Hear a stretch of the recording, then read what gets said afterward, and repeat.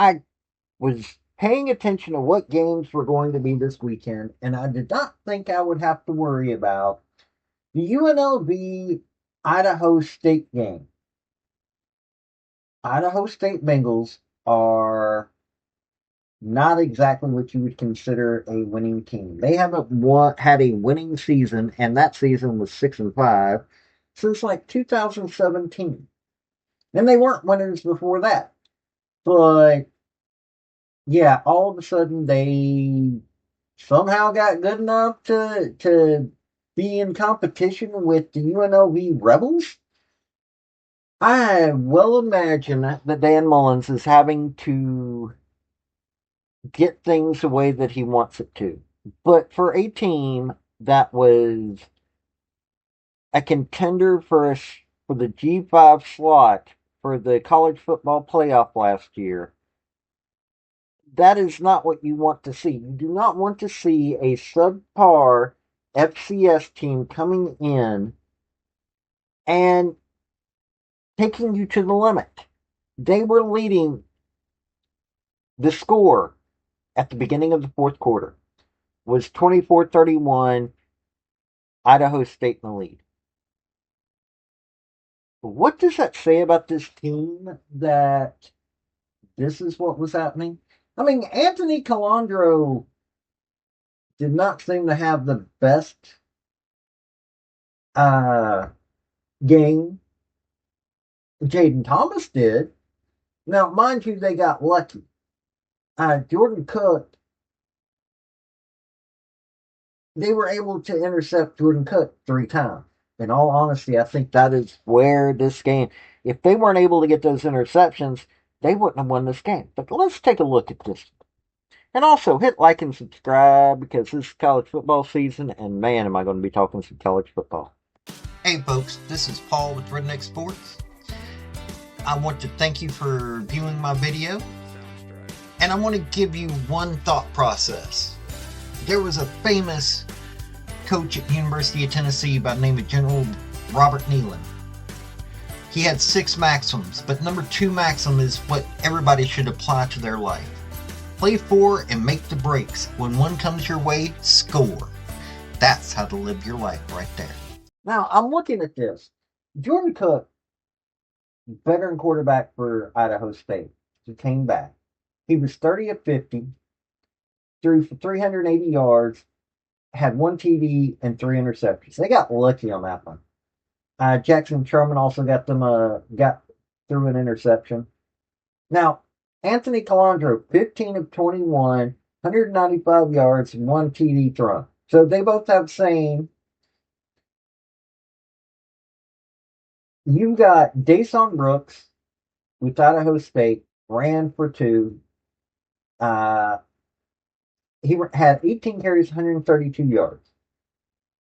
Jaden Thomas had 3 touchdowns, 10 carries, 147 yards.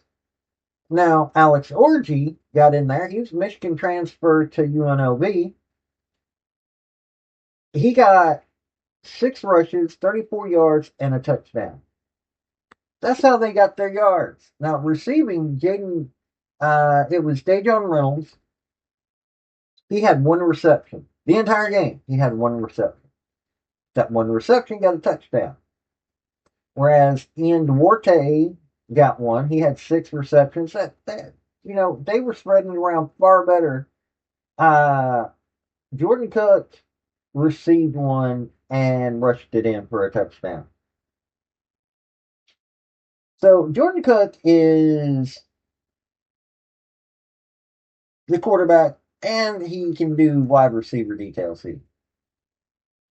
Now, when you're looking at this, Bronson Childs for Idaho State got a sack. Cameron Willis, Noah Kaleke, and only Marshall McDuffie got 1 for UNLV.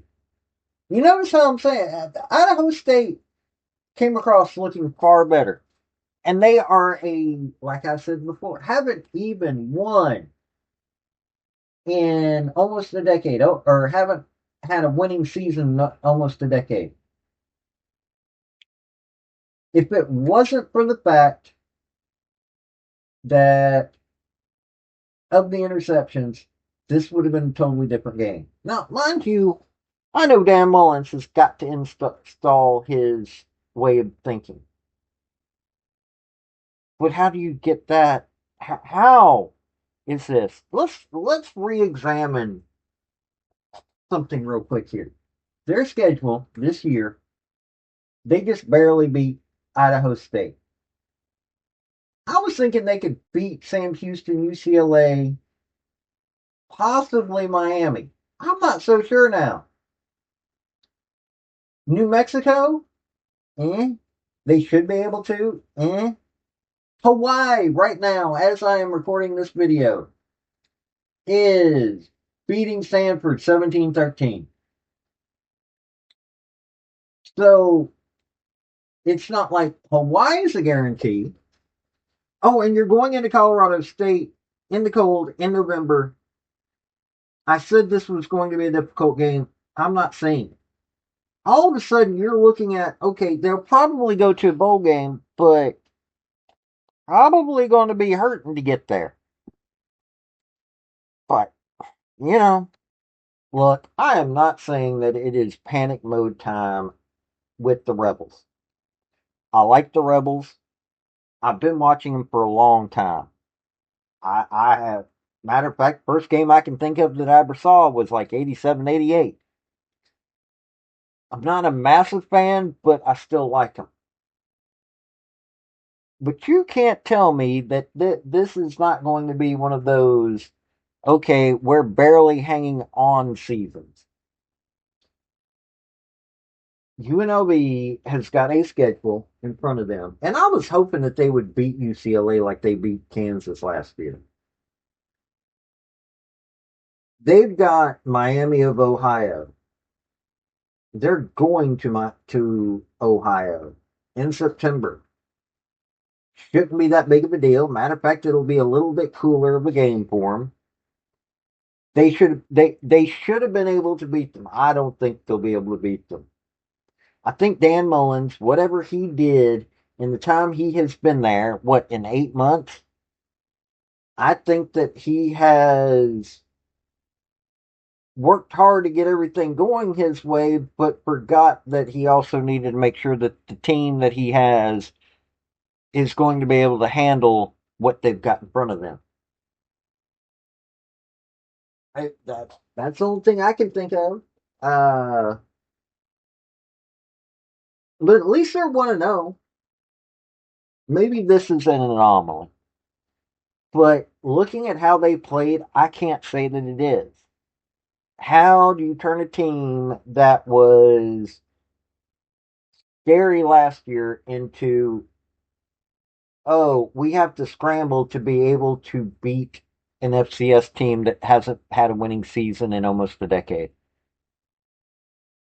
Maybe I'm just overthinking it because, I mean, Dan Mullins, he had a winning record at Mississippi State. Having a winning record at Mississippi State is difficult. That's the current coach. He had a winning record, 34-15, at the Florida Gators. Now, his last year there was less than stellar, but he had a winning record at the Florida Gators. So, somebody needs to tell me what happened here. This has been Paul with Redneck Sports. Y'all have a good day. Bye. I want to thank you for watching my video. And if you like what you saw, like, subscribe, and comment. Y'all have a good day now.